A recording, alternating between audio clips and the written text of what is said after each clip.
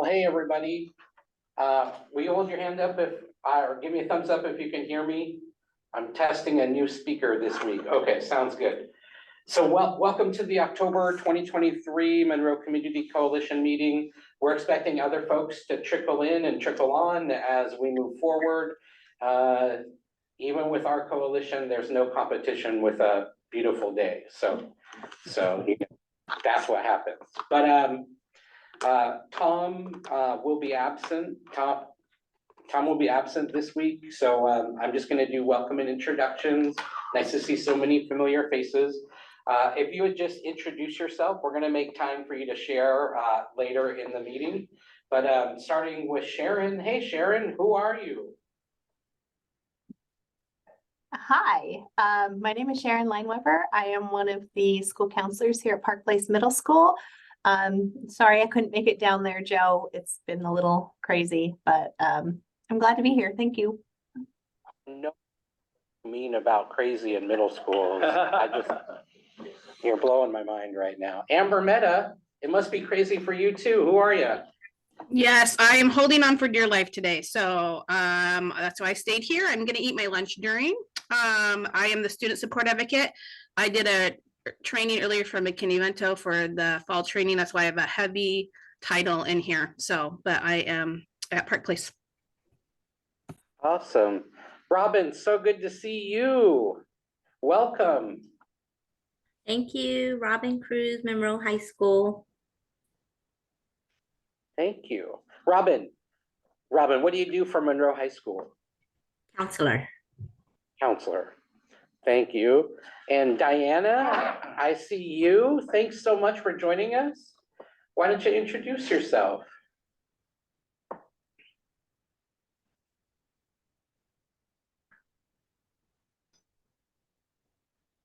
Okay, I'm putting a lot of pressure on you. You're muted. We can't see your mouth, so. Oh, we'll come back to you when you have time. So sorry. Our friend from afar, Dennis, so good to see you. Hi, Joe. Dennis, what are you up to these days? Well, I am tuning into your meeting and looking forward to it. We have recently, last Saturday, had our railroad days out in Granite Falls. And so our community coalition had a booth as usual and participated in the parade. And that was a really fun time.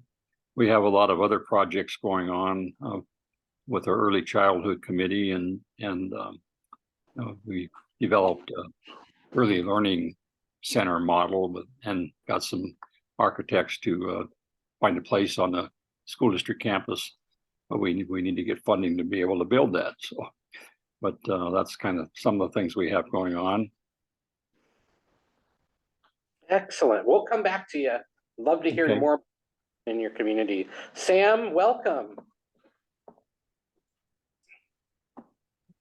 Hi, sorry, I was on the phone with a client. I'm Sam. I am a child and family specialist with Housing Hope. Sam, it's your second meeting in a row. So glad to have one more, and you're a member. So come back. Thank you. Chief Jolly, it's always a privilege to have you on here. Hey, good to see you, Joe. I wish you could see me, not really. Oh, we can't hear you, Chief. So sorry. I'm trying to figure out the camera aspect, but I'm the chief with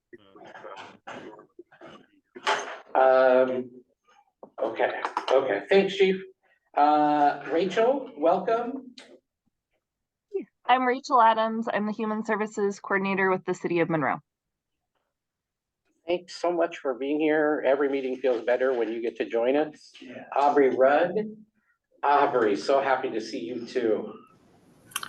Good to see you guys. I'm Aubrey Rudd and I'm with Just Serve, and I'm trying to connect volunteers with opportunities to serve in the community.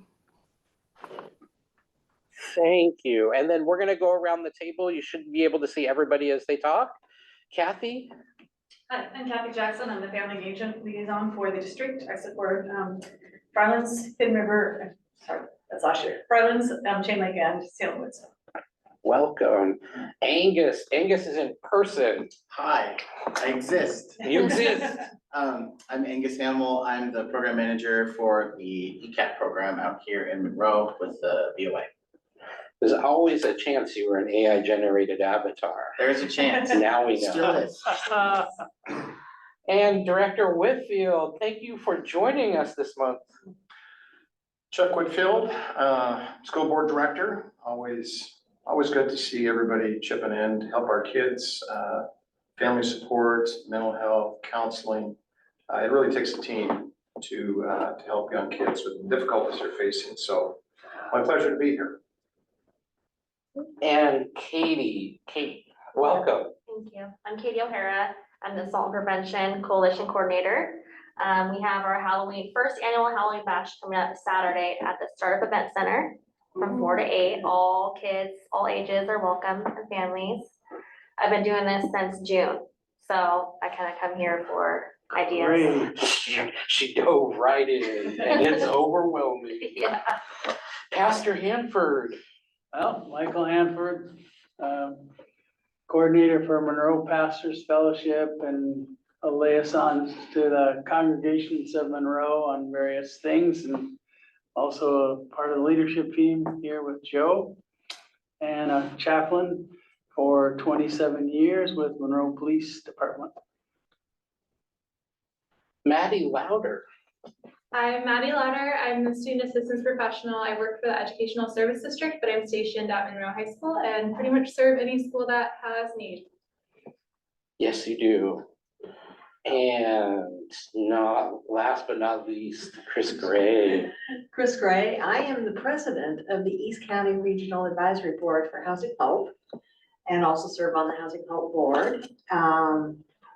And have been a member for a few years now, but Just a few. I'm a volunteer with Housing Home. I'm not staff, so. Got it. How long have you been president of the East County Board, about 2 years now. 2 years? Yeah. Wait, just time flies. I know. Time flies. Well, I've been on the board. Yeah. Our former president decided to retire. Oh, okay. I'm gonna share my screen with you guys really quick, just so you can see that, if you're not here, we do indeed, I don't want to end the meeting. I almost did. All right. Let's see if we can advance slides here. There's a possibility. Okay, we did welcome and introductions. For a few minutes, I want to give you some brief business updates and maybe engage in a couple minutes of discussion. And then the rest of the meeting is you. So this could be a full-time meeting. It could be a shorter meeting. We just want to check in on what's happening in your spheres of influence, your organization, your sector of support, and just see if we might be able to connect with one another in a meaningful way with regard to what we have going on. The business update is pretty simple. So what you see on the screen are just our logos of the programs that are active in Monroe right now. So right now, PAC's Good Behavior Game is being implemented at Frank Wagner Elementary, Salem Woods Elementary, and I'm already losing the school. My brain. Hidden River.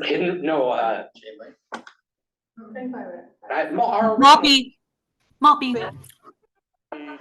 So as you can see, I'm still very impacted, but thank you for your grace.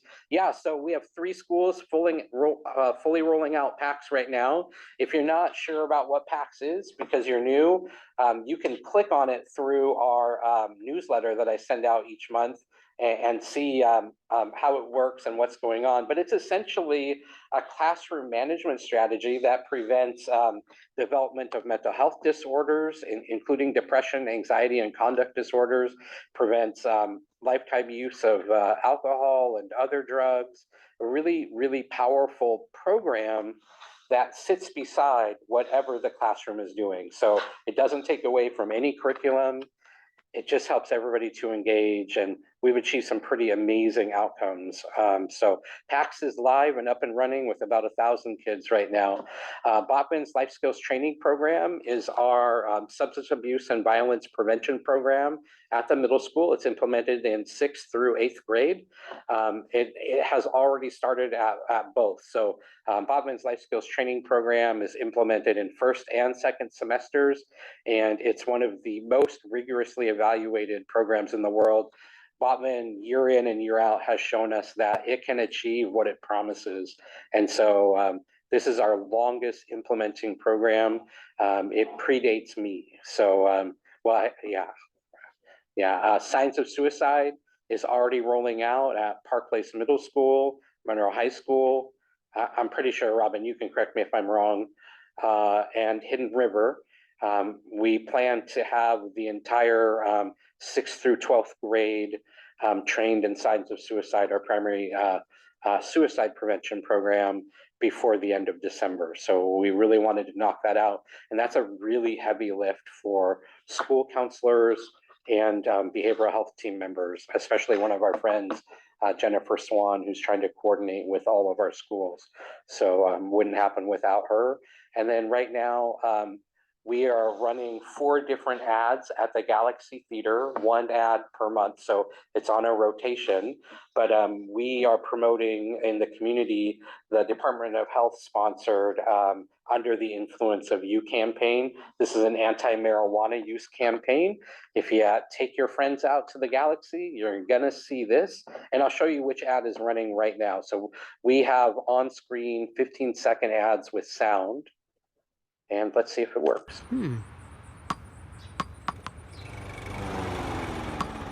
Oh, it's just not playing with sound. Let's see here. Oh, I embedded it. Well, let's see here. Maybe one more try. No, this is what happened in this room last night. We did the high school comprehensive sex ed curriculum review night, and we didn't get sound out of this room. Okay, so you missed it. You could read it.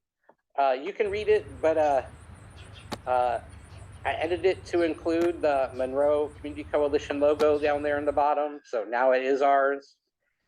So that's it. So we have a number of campaigns. We will be running a mental health access campaign within a couple of months. We're behind schedule on one of our projects that is creating the Spanish language mental health access ad for Galaxy Theater, but that's been approved by the state as part of our other mental health work in the community. And so as soon as we have something, I will show you that. The other piece of business, and so we're still way on schedule, is, Maddie, I was wondering if you could tell us about Screenagers. I can do that. Great. So the Screenagers, Kathy actually ran this up last year at the Galaxy Theater, and we had an event for the community. And I felt like it would be a really great fit for implementing in our Bearcat Academy classes, which is the classes that I go into to implement the Project Success Prevention Ed series. And just to make some of the content a little bit more relevant and combine it with our digital literacy program, Roy Mishra is in charge of that at both middle schools and the high school. We decided to combine addiction and substance use with technology, and we felt like this movie was a really good fit. And so we're hoping to implement that in the next couple of weeks when I'm in the classroom giving my presentation, so that kids can kind of see the influence that social media has on their substance use and mental health through this amazing film. And then the curriculum comes with the film if we sign a license for it. So that means that we get curriculum for both semesters this year, and the access to on-demand video. So it's pretty cool how they're running it, but we're hoping to implement that to benefit the students. Yeah, here's what it's like to work with Maddie on my end. You get random calls from me. Hey, Joe, I have a great idea. Like, what do you need? Okay, I'll support you. Hey, Joe, I already took care of it. Don't worry about it. that sums it up, yeah. The other issue that's been on my plate a lot, especially if you're watching the news. You see a lot of the crisis stories. But we haven't engaged specifically in any fentanyl education in the community because there's a component of danger for adolescent education. And so Monroe High School was ready to roll on this type of, oh, I see you, Rachel. Just unmute yourself. Oh, I go ahead and finish what you were saying, and then I wanted to chime in with an afterthought for this for you. Great. So one of the challenges with preventing fentanyl use directly, there are many, is that the primary tactic the federal government and state government are taking is that, you know, a single exposure can cause death. And so we know that when we are educating adolescents, if they've had an experience with fentanyl, or they have a friend who had an experience with fentanyl and they didn't die from it, they will begin to disbelieve all of the messaging that comes from adults. More than that, for youth who are already at risk, this is a really clear way to defy adult authority. And so developmentally, what we hope might work for our kids actually backfires. And so this week I reviewed the State Friends for Life campaign, and it's a pretty cool campaign. I might show it to you, but it's just about focusing on that life and death scenario. And it's something in good conscience I can't support with the coalition, because if it was targeting adults, the material would be appropriate, right? It's talking about long-term consequences, immediate consequences that border on, well, that really crossed the line into fear arousal, which we know also backfires. And then it provides a lot of supplementary information for identifying fentanyl, the different street names, the drug names. The truth is, we don't want to teach youth how to access the substances we're trying to prevent. If they know the names of those street drugs, that's great. If they don't, that's better. On the other hand, we might help parents to identify those street names, to identify what fentanyl could look like, how it's included in many different forms of drugs, and that would equip them to monitor their youth and prevent on their own. So just like the pandemic ended up being extremely protective with regard to substance use because parents were monitoring, they were there all day, we would want to equip them in that same way. We want to increase their ability to monitor, to recognize, and to have conversations with their children. So the other thing is, we have many world-class programs that are operating right now, from PAC's Good Behavior Game to Botman's Life Skills Training to what Maddie's doing with Project Success and more. And those are prevention programs, right? So they're in general prevention programs that should keep youth from initiating or becoming addicted to substances. So we're already taking action. It's just not specific fentanyl action. But the question I have for you guys is, should we be engaging in parent education? You know, it's been a while since before the pandemic that we've had a great panel discussion or town hall. And we have such great allies on the call with us. Rachel at the city, Chief Jolly with the police department, Maddie's right here. I mean, we have housing. I mean, we don't know what's happening in housing in order to support, or in pre-K. So we could have an amazing town hall if you're interested in it. I just don't want to, like, one thing I learned really early is coalition readiness. If the coalition is ready to take action, we'll have people who will support the action. And so we live in a really busy world. We might not be ready for it, but if we are, I'm willing to get to work on it. I just want to know your thoughts. And so, Rachel, now you're raising your hand. Yeah, I wanted to know, well, first of all, how often your ears are burning, because we talk about you a lot in the opioid settlement MEC group with the county, Snohomish County DEM. And I was wondering if David Fine has reached out to you about fentanyl education and any programming there. No. No, okay, I'm gonna drop his contact info in the chat then for you, because that is an emphasis that the county is also working on. And I think it would be wonderful to align ourselves with that and for you to be able to weigh in on some of the decisions that the county is making on this. You know, next time you go, invite me and I'll crash the party with you. Perfect. I love it. So I'm wondering, do our partners who are on, if we held, who might be able to contribute, if we organized a town hall in November or do you have interest in supporting it? I mean, there's no judgment in the question.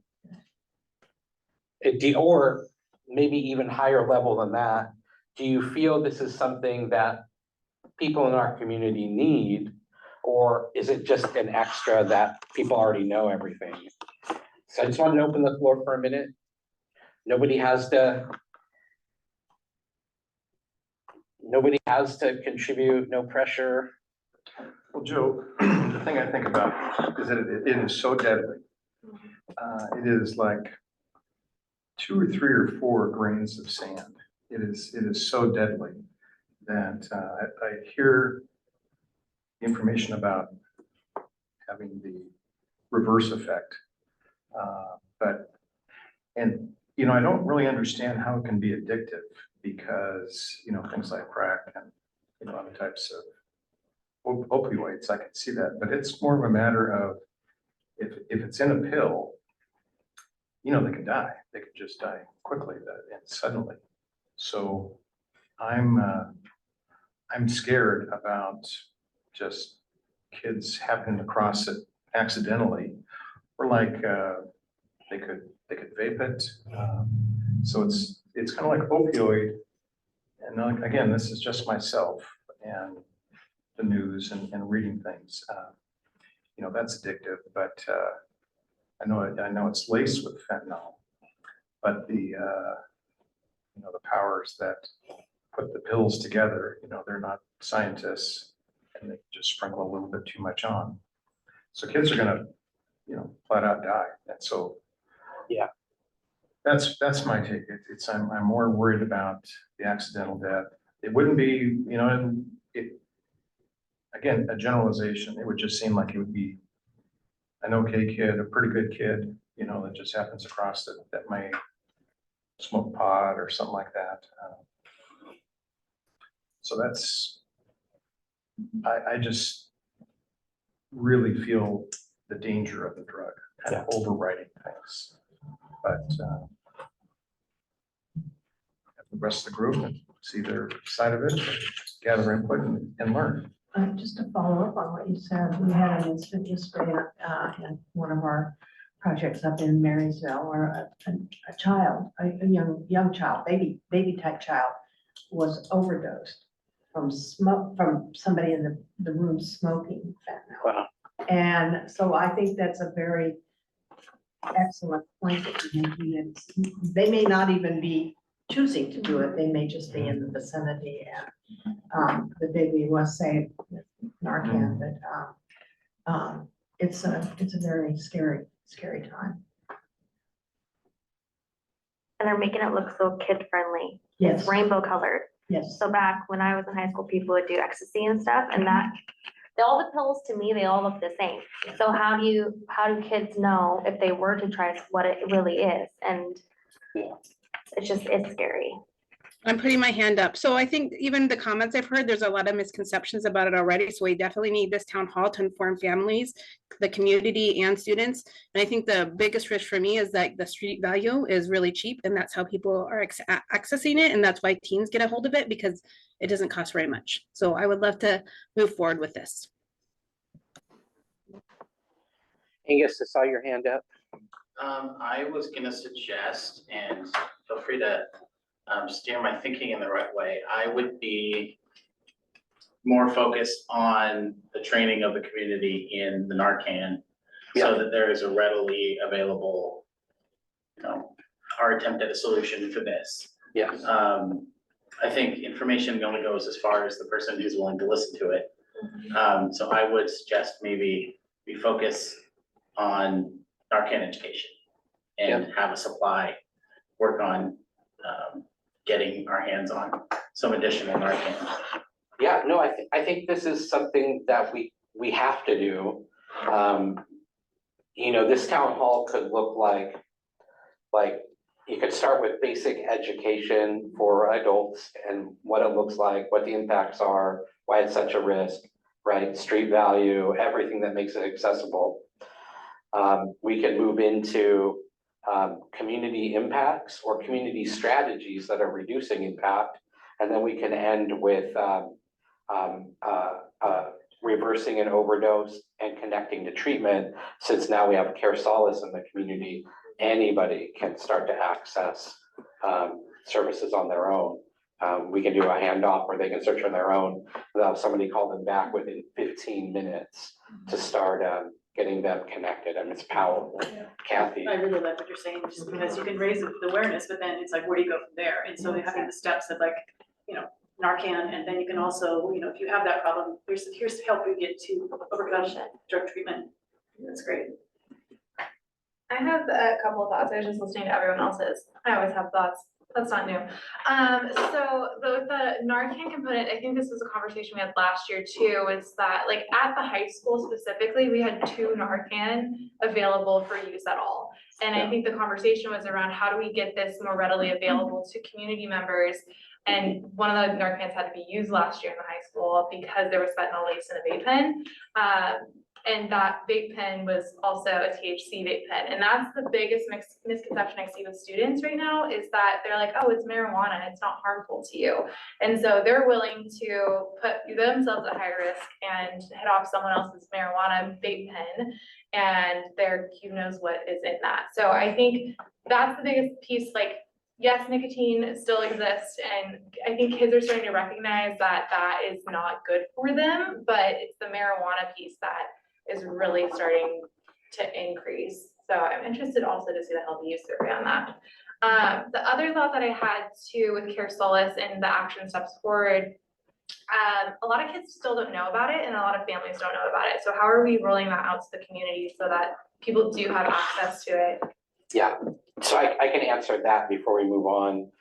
So this month, we're gonna start rolling out a marketing campaign. Yesterday, we sent out an introduction to Narcan to all families as part of our World Mental Health Day statement to the community. I'll be equipping all principals with flyers or letters home in English and Spanish. Those letters can be translated to other languages if I know which ones people want. And then we're also going to start putting it on our social media pages. So what I'm hoping we also do is a press release. I just know communications department is doing a lot right now, but this is the month we're going to really roll it out. So last month we had everybody trained, collected some feedback, and right now it's delivering what it's promised. I mean, I made a referral personally that got a 15-minute turnaround time, and then within 3 days had identified multiple locations that were open to this person. She hadn't been enrolled in any therapy or psychiatry services in years, and she's already been to 2 appointments now, right? So for me, it's like miraculous how it's working compared to, you know, let's go search on my own, spend 6 hours, see if people will call me back and, you know, break down in tears. But so this month is the month. Okay. And I'll tap you about other ideas. And what's the program? Care Solace. Can you just give us a summary? Yeah, so we did have a training here last year for the coalition before we move forward this. This is paid through by a grant coming from the city of Monroe, so it's ARPA funding. So year 1 is essentially been underway since the beginning of September. What it is a call-in service. So if you need help accessing mental health treatment or substance abuse treatment services or anything along that spectrum, you can explore the web portal on your own. It's going to ask you a couple of questions just so that it can start making good recommendations as a website. And when you're ready to ask for help, like, hey, I see you're making recommendations. For a lot of us now, it's just like, I don't have the time to do this on my own, or last time it was so terrible. I couldn't do this But anyways, you can search for services anonymously, and when you're ready on the website, you can click like I'm ready for help, and somebody will get on the text with you, or you can call, or you can schedule an appointment to have somebody call back to you. On our end, there's a complete behind the scenes dashboard, whereas we're working with students and families, as long as we have permission, we can refer them to Care Solace. They're gonna go through that same practice. So we get permission, we provide just a little bit of detail to help the care navigator work with them, and then they're off to the races. So we already had, because I can see that the data, even though I can't see the names, we have one family that was referred to service, and Care Solace had made about 80 calls for them. So like they're navigating, and they're finding that path. It's completely free to all students, to students' families, to staff, and to staff families. So it's just like a really super powered care navigation service. I know right now the Healthcare Authority and Department of Health have launched a similar statewide service, youth navigation, mental health navigation services. The difference between the state services, the county contracted local services, and Care Solace is Care Solace has the capacity for any language at any time of day, 7 days a week. I mean, they are on it so far. So this first year is a real pilot to see if they can actually deliver what they promise. If they can deliver what they're promising and stay with where they're delivering now, I've already secured year 2 funding from the Healthcare Authority. So as part of the grant award, the $90,000 suicide prevention grant award we got in September, Care Solace is a strategy. I still have a little negotiating around in terms of how I'm going to report the data, but now that we're using the system, there's a lot of data we can report. So Care Solace, I'm getting goosebumps talking about it.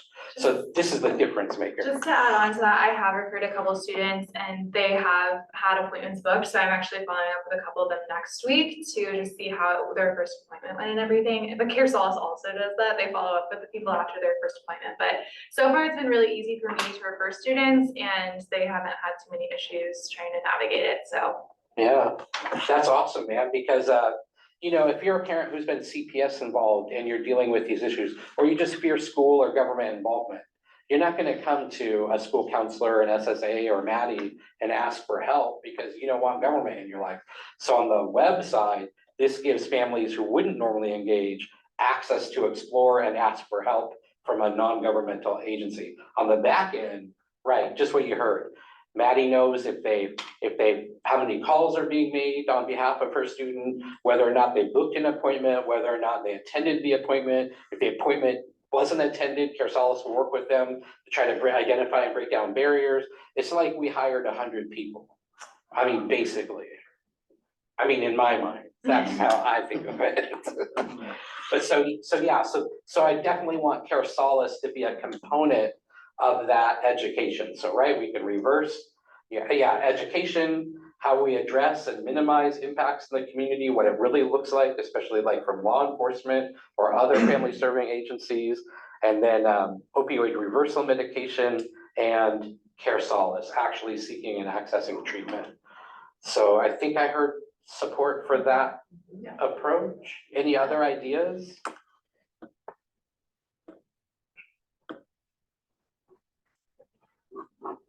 Okay, sorry, just taking notes. I think the only other piece that I might add to that is how do parents talk to kids about this? That's why I asked you to be. And I also know this person who writes this, the preventative parent newsletter. I don't know if you guys have seen that in our, oh, that's you too. Just kidding. Just kidding. Just kidding. So, okay, so for that piece of business, I think we're good. The only other, just want to say hi, Britt. We saw that you joined us. Welcome. Hi, thanks for having me. I'm happy to be here. I might be reaching out to you too, Britt, on this. So great. And then otherwise, the last component is I wanted to open the floor for if you were here last month, you heard about the new way we can direct PACs in the community, PACs for social service providers, PACs for youth service providers. And yesterday on one of my statewide work groups, I actually spoke with Boys and Girls Club, and it is true, all Boys and Girls Club are being trained in PACs and how it can carry over from school to be used in their organizations or in their organizations as a standalone. The reason why I bring this up, even if we may or may not have interest, is I may have a little flexibility in the PACS budget. We trained so many people last year that training costs are down this year. And I'm just wondering if you'd like me to investigate reaching out to different organizations in the community to see if they want to be trained in PACS. I see Chris shaking her head, yeah. When Yeah. they kind of, sorry, I just keep going. They kind of did it last year at Kids Club, but I think it could be better. There were some things I had to point out. So could they be part of that? I'm speaking for them. They I'm volunteered. wondering then, who do you think, so knowing that Boys and Girls Club is all paid for by their national organization, what are some other agencies we might want to reach out to? I definitely hear Take the Next Step. And is somebody on this call a board member? No? No, I thought we had board members before. Okay, Take the Next Step. Who else should I reach out to? YMCA. YMCA and yeah, yes, YMCA. Because they do the before and after school care, so that'd be great for them in the schools. I'm writing that down. Would it be applicable to our private schools? It could be, yes. Okay. Find out.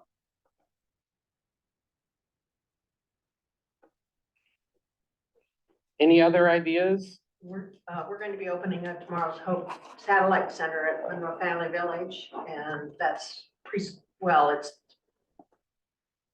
18 months to 12 years. So Wow. I think that staff should. It's also going to be a training site for people who may be interested in working in childcare or preschool and those kinds of things. Sweet. And if we can get the fire department to okay it, there's something about the sprinkler system. What was that called? Tomorrow's Hope. Tomorrow's Hope? Yeah, it's gonna be at Monroe Family Village. I think we'll have room for about 14 kiddos. I wonder if Snow Isle might want their teen directors. I'll make that note too. That's great. If you guys can think of any others that might be appropriate to approach, just send me an email. I'm already filling up my entire October calendar as of now. So, okay, so then it's 1:41. We're a few minutes ahead of schedule. I just wanted to turn the floor over to you. Last week we started on the Zoom. This week, let's start on the table. Do you have anything to share from your world? Events, opportunities, challenges? Just to kind of bring you up to date on Housing Hope. This is an exciting one for me. We are in the permitting process with our partnership with Edmonds School District on a piece of surplus property that they have leased to us for $1 a year for the next 75 years. And we will be building housing. And we will be managing the housing and providing services in the housing, and it will be specifically for their homeless students and their families. Wow. And so I'm very excited about that. So it's permitting process. So it's going to be a couple of years before it's actually, but it's the first one that we know about that kind of a partnership. At the night out at our booth, we had a visitor from the school district, your new superintendent. Wonderful. And he came up and we talked to him about Scriber Place, which is the name of the facility that's going to be at Edmonds, and we're kind of explaining what's going on, and he just looked at us and said, I need to meet with you. Good. So, yes. That's our We want to superintendent. meet with you too, so I'm very excited about it. I just mentioned opening the satellite of Tomorrow's Hope at Monroe Family Village, and let's see. I think that's it. Oh, just to kind of, because I don't want to go into a lot of detail about some issues with the 211, the single entry system into housing for homeless. Twin Lakes Landing, which is our facility that opened 2 years ago up at Marysville, was the first facility where we completed the filling all the apartments of a new facility through the 211 system. If you don't know about it, it basically prioritizes people on the number of issues that they have in their lives. Wow. So there's like 10 issues, and so the higher you are, the faster you get in. When you go to fill a 75 to 100 unit apartment building with the highest needs people, we have problems. That's right. We've had to double our security staff. We've had to, so anyway, we had about a month ago, we had a gun fatality. Not one of our residents, but a guest of a resident shot another guest. Wow. Killed him. And then we had the issue yesterday with the fentanyl overdose of a baby. So we have some issues with that. So we are trying to work now with the county about how do we, I mean, it works fine if you have one apartment or two, because you still have model people that are in your facility to model good behavior and stuff like that. But when you're filling a whole unit, a whole building up with people that are at the highest need level, it just doesn't work. Yeah. So, and it's just driving our staff out. So anyway, we're working with the county on how we're going to deal with that. Just, the same principle is true in serving at-risk youth. So a researcher named Thomas Dishion, who worked for Portland State University, published on boot camps and all those types of things. And what they found is if you are creating groups with only the highest risk individuals, then those who are less risky within that high risk group actually learn the behaviors to become highest risk. And so in youth programming, the evidence-based principle is you need a striata, a mix, so that there are alternatives and models. But interesting. Sorry, I'm gonna actually do one thing. I want to respect Chief Jolly's time. Chief Jolly, we're always so glad you're here. Anything to report from Monroe Police Department? Anything specific we should know about trends in substance use or anything else? Listening to the dialogue and Oh, can't, Chief, I don't think the microphone's close enough to your mouth. Okay, can you hear me now? Better. I'm just having all kinds of trouble with my technology today, but we are happy to partner with, if you want to do a town hall or town forum and participate in that, because we, like everybody in the schools, are seeing an uptick, especially in fentanyl, and it's absolutely horrifying. And we'll be there to do anything to assist in helping you guys remediate that. Wonderful. Thank you. Are you noticing any trends in the community or anything you want the coalition partners to be aware of? I think everybody's already identified and expressed what we're seeing. We're seeing the same things. We're seeing the strength of these drugs have increased, the overdoses are increasing, and the accessibility is just incredible. It's overwhelming at times. Thank you. Thank you. Okay, so now Chief Jolly has to go, he can.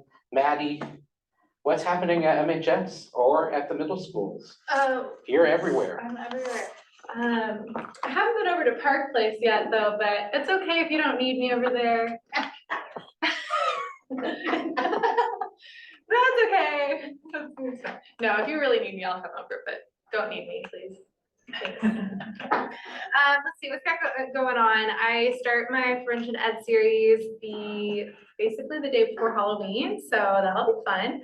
And What's the prevention ed series? Oh, sure. So Project Success, part of the implementation of that prevention practice is to go into classrooms and speak to seventh graders in the middle school and ninth graders in the high school about core issues that can address or be preventative action in children's lives. So that is talking about the adolescent brain and why addiction impacts their brain more likely than adults' brains.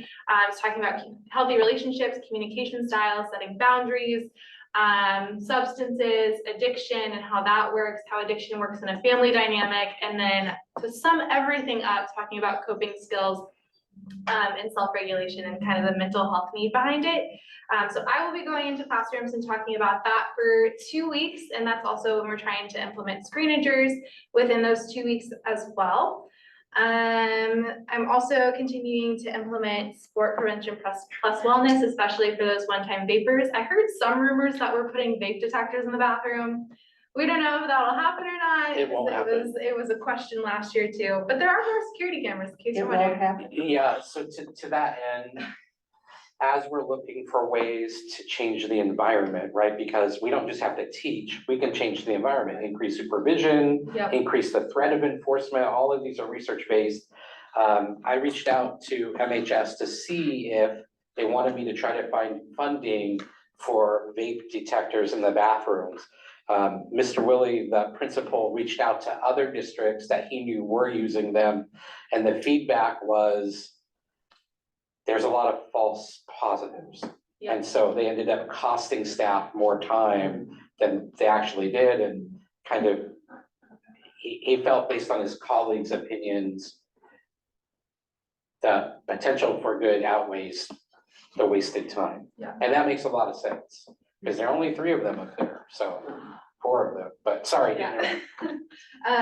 So we're really just trying to change student behavior this year. We started with attendance, really honing in on attendance as a piece of it, which helps keep kids in classrooms and not in bathrooms a lot more, which is so helpful. I mean, kids will still skip class. I saw 4 walking down Tester when I was driving over here today, but that's beside the point. But on that same line there of community behavior. So Christian Page, who was speaking with our ASB students last year, trying to change student behavior and community norms, also is coming back this year to speak with leaders in the school. And that's not just technically ASB students, there's also some other student leaders that were identified by teachers and staff. And last year they identified 6 pillars of areas of change they wanted to see in the school. So this year, staff members and students are having conversations around it together. So I was assigned the pillar of community and behavior, and I'm working with about 5 or 6 students who also really want to see change in that area. And so once a month for the next 8 months, while school's in session, we're going to be talking about how we can implement changes in the community of the school. And other pillars include diversity and inclusion, school spirit, teacher-student relationships, academic standards. So really just these core issues that kids are actually saying, like, we want to see change in. But like Joe was saying, it really changes the environment, which is a huge prevention practice at the high school. So I'm excited to see where that goes, but that's kind of just the basis of everything I'm doing right now, on top of meeting with students one-on-one, both at Hidden River, maybe Park Place, because Amber was waving her arms like she needed me, and also leaders in Monroe High School. So I'm tired. It's only October. Yep. Well, thank you. Any questions for Maddie? All right, I'm gonna hand it off to Pastor Hanford. You brought some posters with you? Yes, I have some posters.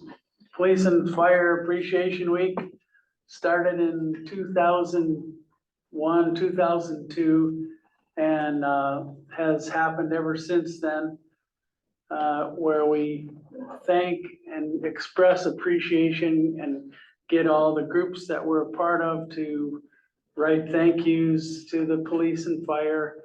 And so there's the posters we went up in all the public places, classrooms, doors, wherever police drive by and wherever the public goes to thank the police. The police see these and know that they're loved and appreciated. The poster basically says, everyday heroes going into harm's way for us. We thank our Monroe Police and Fire. And this week, the I mean, this year, the week is November 12th through the 18th. That's when we focus as a community. We'll have 3 different banners. One across Main Street by 7-Eleven, one over above the Christian Armory, Monroe Coffee, one on the fence along Main Street at St. Vincent de Paul. You know, the posters have to be replaced because of the logos change, and we've had to replace because the police logo changed and the fire logo changed.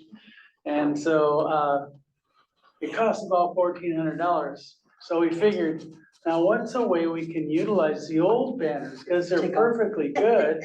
So we found places in Monroe that they would unfurl those banners and hang them up. And so now we got 3 banners saying thank you.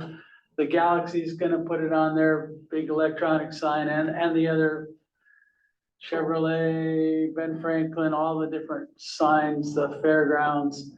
They say, thank you, police and fire. So that's happening. There's a lunch we have on the 17th. It's the Friday of that week. It's at St. Mary's every year.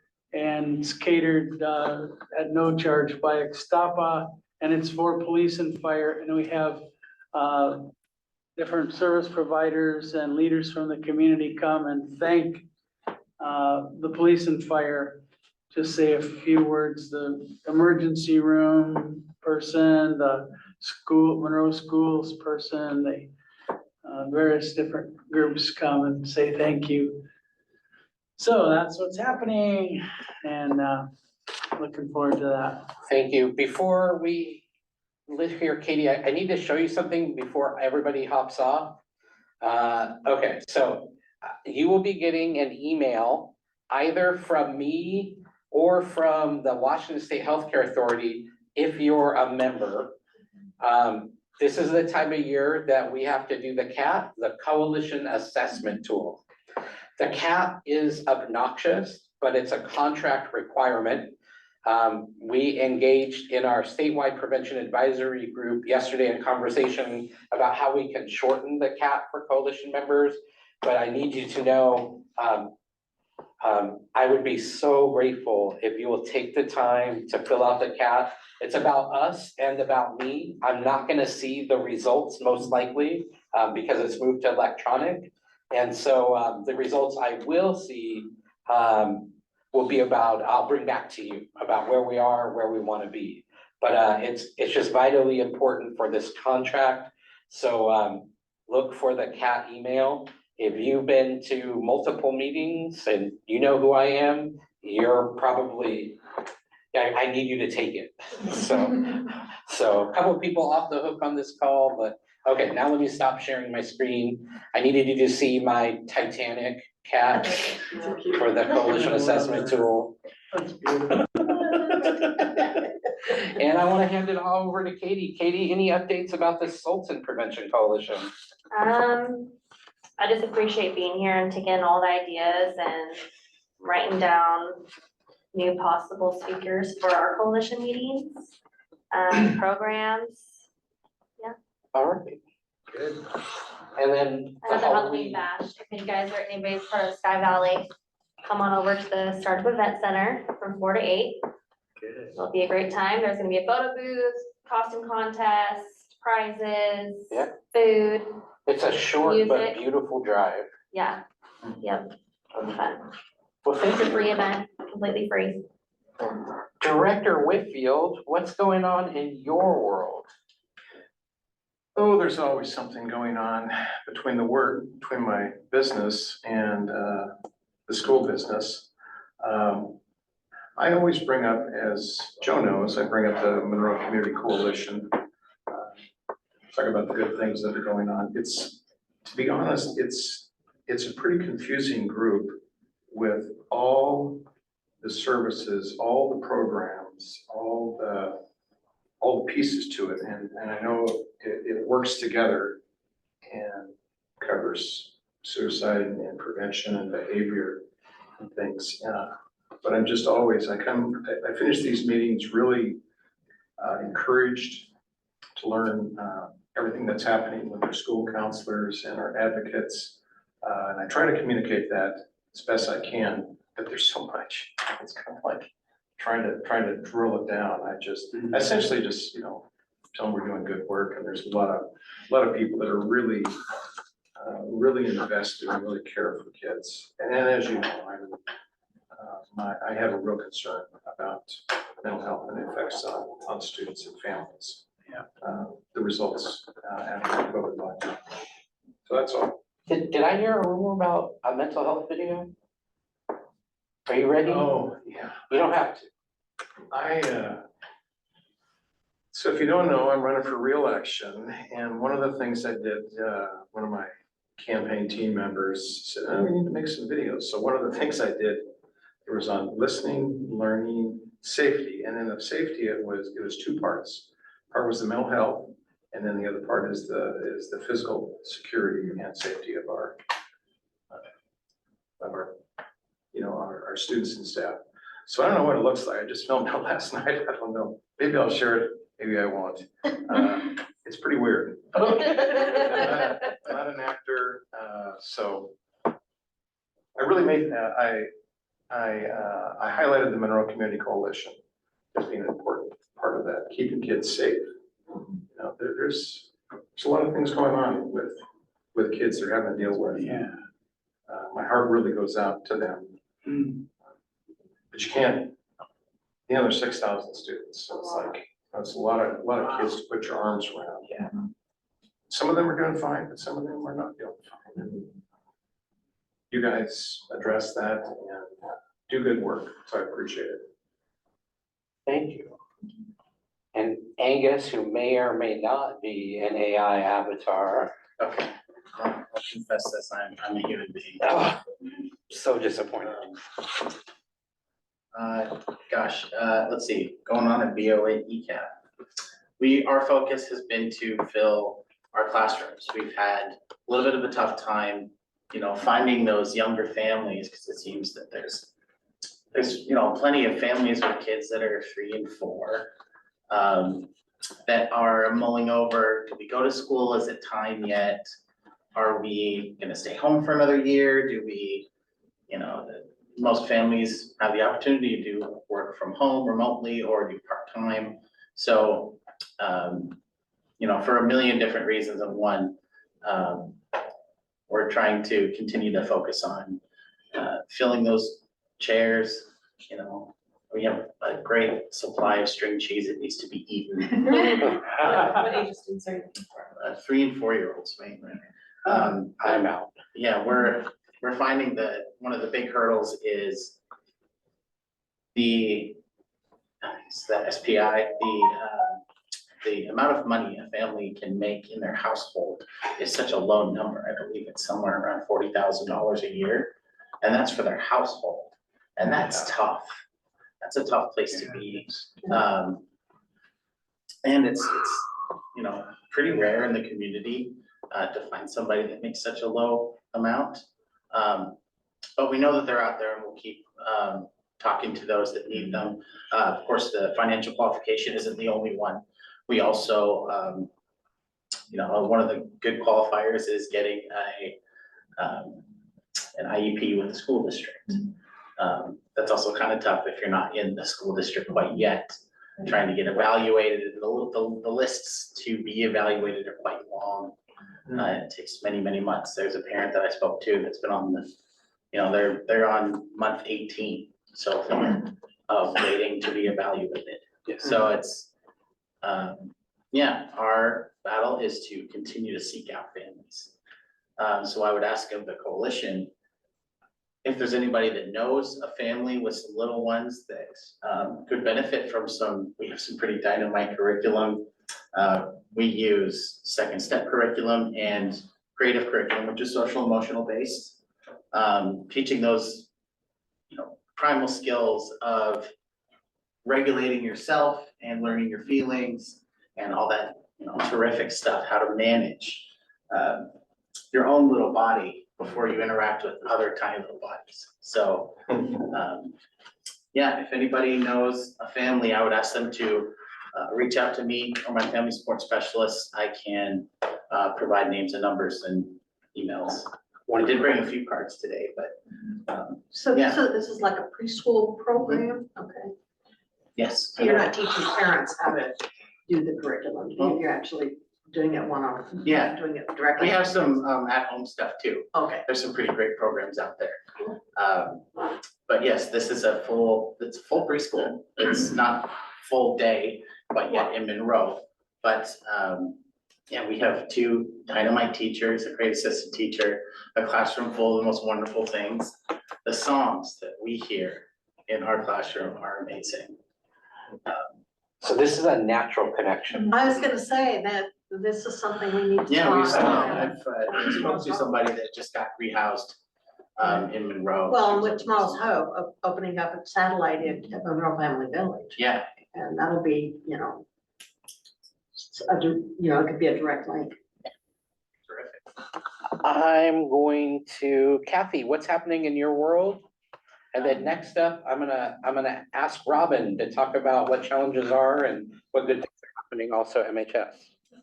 As a family engagement liaison, I work kind of to bridge the gap between our families and the district. And so I'm kind of just in the buildings, really district-wide, if anybody needs any help getting resources or information, always reach out to me. Currently I'm working with, and it's great to have those community partners, the food bank, and just today I picked up, since I'm in a couple new buildings this year, Chain Lake and Salem Woods, we're just getting that food bank program off and running, and they had 13 bags at Chain Lake and 38 at Salem Woods, which they really haven't had that program before. So we're reaching communities that they haven't had that before. And Farlands as well is up to 52. So there's a huge need in our community. It's a great partnership with the food bank to be able to reach them for those. It's a under 5-pound bag of food that they can take home and just kind of helps them through the weekend. Snack foods and canned goods and just non-perishables. So it's a great program, and I love our Sky Valley is wonderful. The food bank is amazing. Another thing I work with is dogs, watchdogs, and they're most dads, DOGS is dads of great students, and we really try to help fathers to be a positive role model. And it can be fathers, it can be grandfathers, it can be uncles, it can be neighbors, and all you need to do is just get the background check. And they right now currently, like Chain Lake is next week, they're gonna have a pizza kickoff event. They kind of tell you what the program is, have a couple dads talk about their experiences, and then you can sign up. And it's really just one day volunteering in the school. You work at the lunch, you get to know kids, you're on the playground, so it really is no training. You're just a positive role model. And the kids, you are like a rock star. So if anyone is interested, reach out to me and I can get you in. There's lots of schools. Chain does it, Salem does it, Mommy does it, Frank does it, so all the schools. Yeah. Wow. Hey, Robin, for folks who don't know Robin, Robin has just joined the MHS counseling team. She has just dived right in. Robin, any add about what it looks like to be in your position or around school? It's busy, we're getting through senior meetings, making sure students are on track. Maddie pretty much said it all. We've been tackling attendance, and it's been working. I mean, we're getting kids to class on time.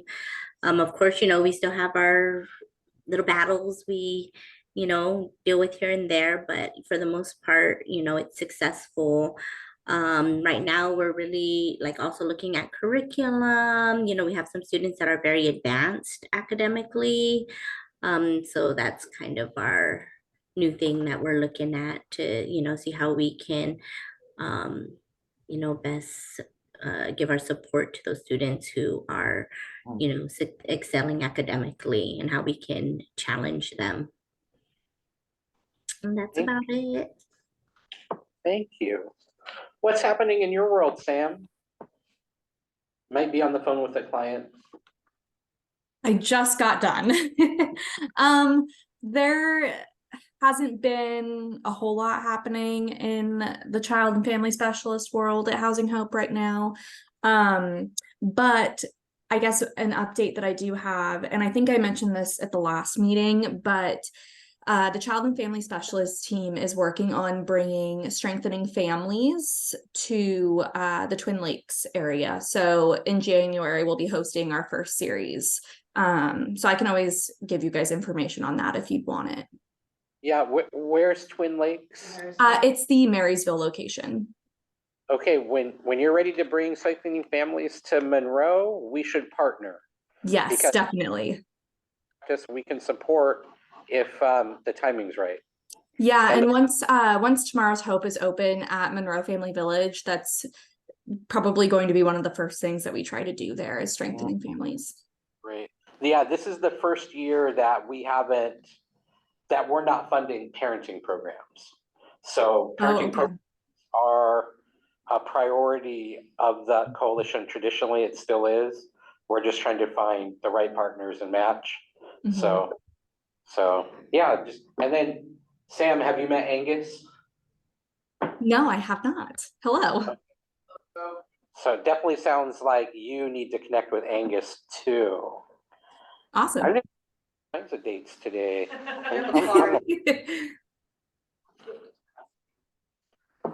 Aubrey, oh, sorry. Aubrey Rudd, how are you doing? Doing pretty good. So the biggest thing maybe that is pertinent to this council is we are going to do just a couple of trial big service projects in the high schools and hopefully one at Park Place this year. And we're just still trying to look into Maddie, is there like a key club that we could collab with or partner with? Is there any like service oriented clubs that Just Serve could partner with? Yes, and they need lots of ideas because all of their ideas are making cards. Okay, so what we can do to help and what we're kind of just trying to do is one this year or possibly two, maybe one each semester, depending on how the first one goes, is just coming up with an idea in the community. I think just coming up with an idea that is pertinent, grabbing donations and whatever is needed, and then partnering with a club to hopefully do an in-lunch type of assembling a kit or whatever it is, where kids can just feel like they've done something cool in the community. It's really hard to do kind of more of those in-person face-to-faces, but if you guys have any youth that you're working with, I dropped in the chat just a link. Miracle League through the YMCA is doing their first fall baseball. So those face-to-face with the stranger are really good connecting with the community, mental health boost for both sides, both parties, the ones serving, the ones being served. So if you have any questions about that, that's something that's going on. But yeah, serving in the community at all. I just want, we're just trying to find pertinent projects that can be done on campus, and trying to facilitate like kind of the donation process of whatever the project will be. So that's kind of where we wanted. I heard there was some interest at Park Place. Is that still true? Do you know, Amber? Is that something you would know about? Karen? I know you probably. Sorry, I'm busy typing my stuff because I said I have to go. So I didn't hear the question, but I would love to answer you if you just repeat it. Oh yeah, no worries. So do you think there is still interest at Park Place for a big service project during lunchtime for kids? Yes, so that's what part of what I was saying in here is that we really want volunteer stuff. I really want my kids to be connected to the community and healthy activities. And so yes, definitely email me and Sharon, and that is something that we are all for and need more of.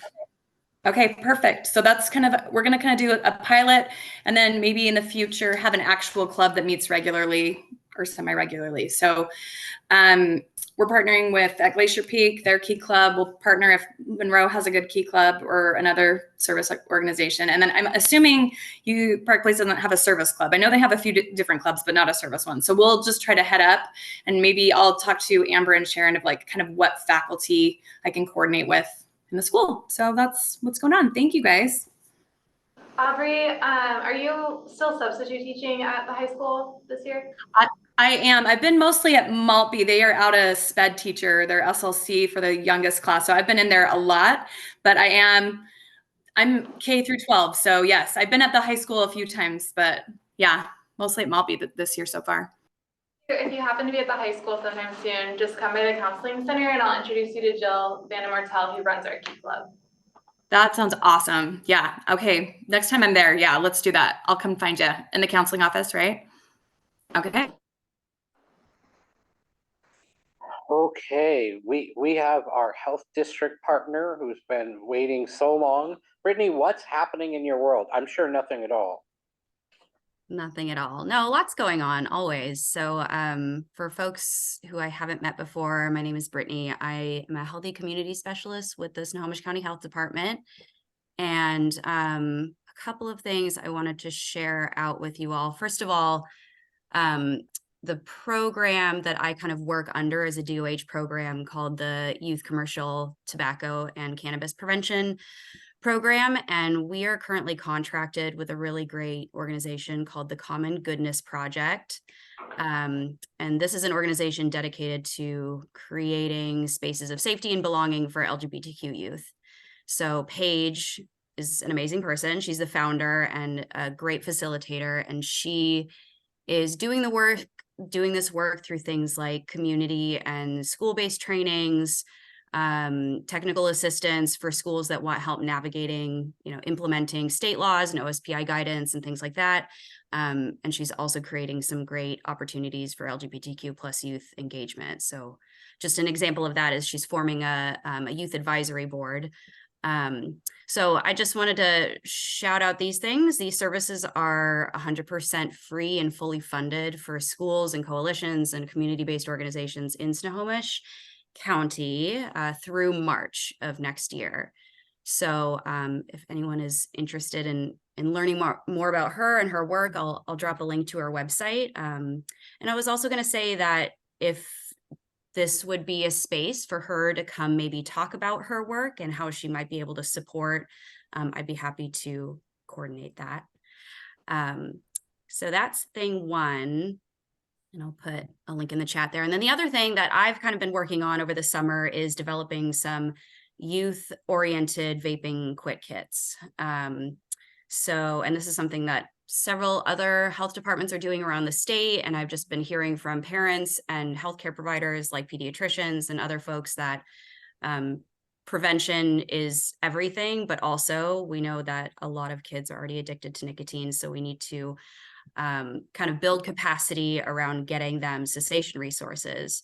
So the quit currently includes a wellness journal and colored pencils, a water bottle, quit cards, some cinnamon infused toothpicks. There's some research behind that to suggest that they help with cessation for vaping. And then we also have a new vaping cessation pocket resource, and it's just about the size of a business card, and it sort of folds out. But it includes cessation and mental health resources for teens 13 plus. Of course, some health information about how the industry targets certain groups, namely BIPOC and LGBTQ communities. So that's something I'm excited about. And my hope is to get these kits and the pocket resources into the hands of people like you, Maddie, student assistance professionals and student advocates, nurses, counselors, and CBOs that support youth around the county. And this is kind of a pilot project. I didn't order too many because I'm always looking for feedback on this kind of stuff. So yeah, I'm looking forward to see how they're received in the community and whether or not they're helpful, but something I'm trying. And then the last thing I'll just mention is that myself and a few of some other regional partners in Skagit and Whatcom and San Juan and Island counties are looking to develop a cannabis safe storage project aimed at adults who both use cannabis and also interact with or care for youth on a regular basis. So it's in its infancy. We're developing a community engagement survey to try and learn about how people are currently storing cannabis, how they would like to get their safe storage information. Is it from a retailer? Is it from a healthcare provider? And more. And that feedback, of course, is going to inform the direction of this project. So those are my 3 updates. And yeah. Looks like I'm going to connect with you a whole bunch, my friend. Okay. Great. Yeah, I'd love to. Sharon, how are things going at Park Place? And have we started sources of strengths yet? It's No. okay. We have sources of strength tentatively scheduled for next Friday. Things have been going very interesting here.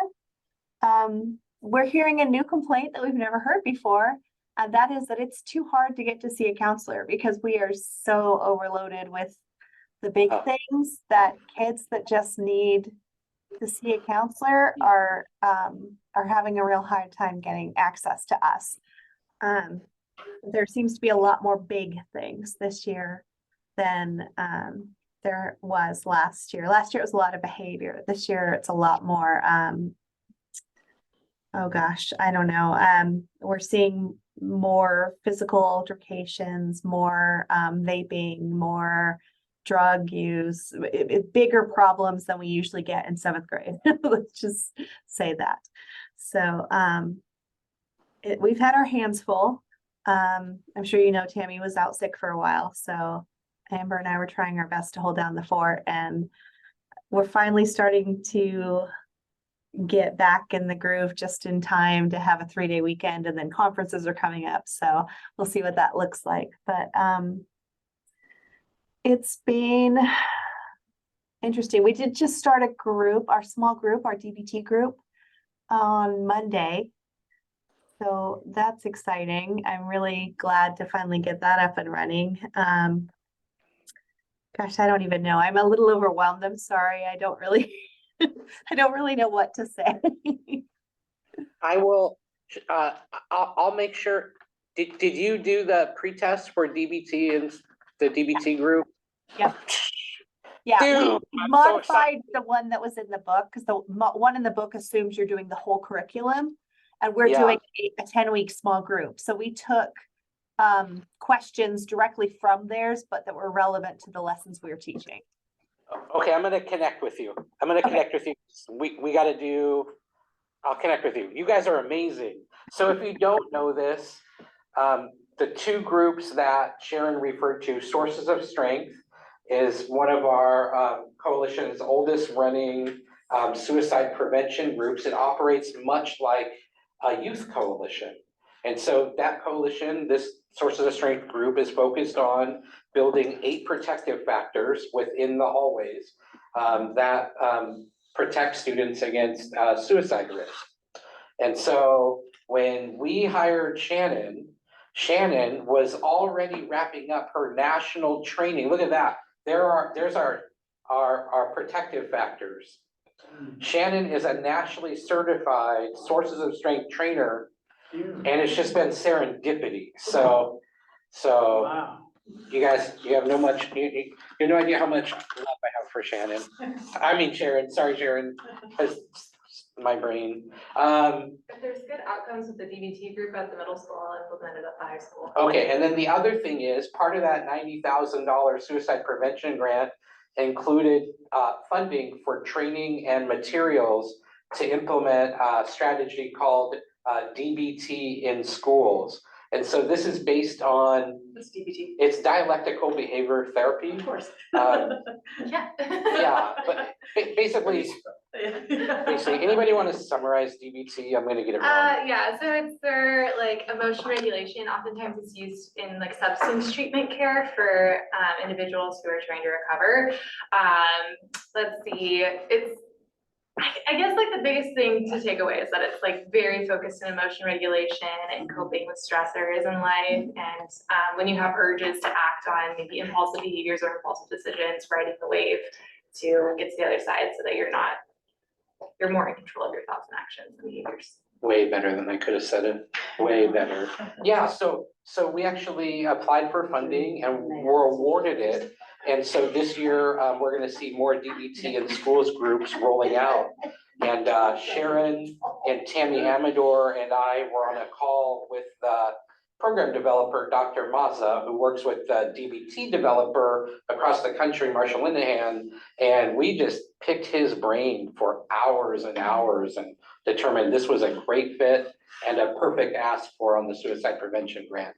So DBT in schools is our replacement for CAS, coping and can't remember this acronym. I know by heart. Look at that. Sharon, so glad you're here. I don't have anything else to say. Like, you know, I glow when I'm around Sharon, so she's one of us.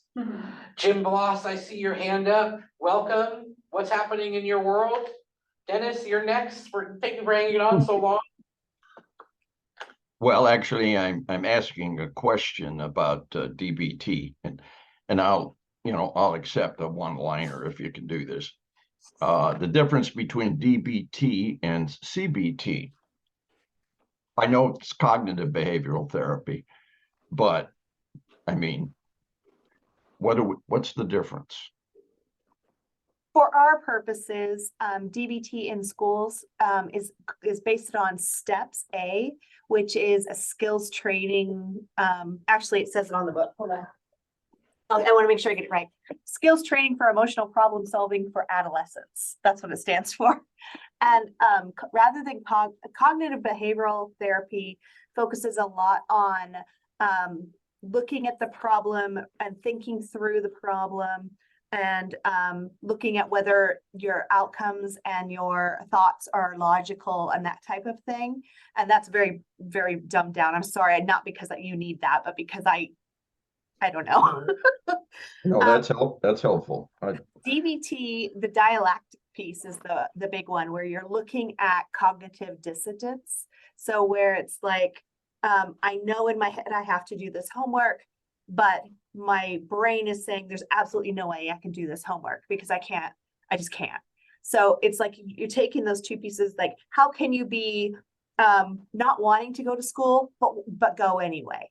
So you're taking those two things that seem opposite and trying to figure a way to bring them closer together through emotional problem solving. So the group that we're doing is focused around anxiety and stress.